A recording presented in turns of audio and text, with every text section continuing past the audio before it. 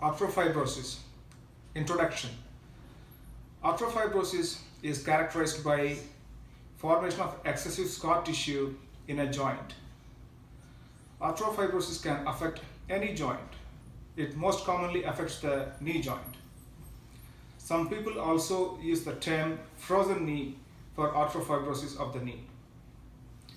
Arthrofibrosis of the knee can occur after soft tissue injuries or fractures in and around the knee joint, arthroscopic knee surgeries, open knee surgeries, and knee replacement.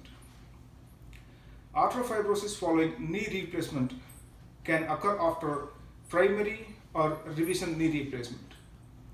The knee replacement can be a total knee replacement or a partial knee replacement.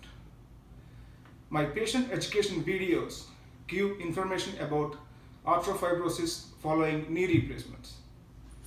The topics covered in the videos include causes and development, symptoms and signs, diagnosis, treatment options, physical therapy, manipulation under anesthesia, arthroscopic removal of scar tissue, open removal of scar tissue, revision knee replacement, and prognosis.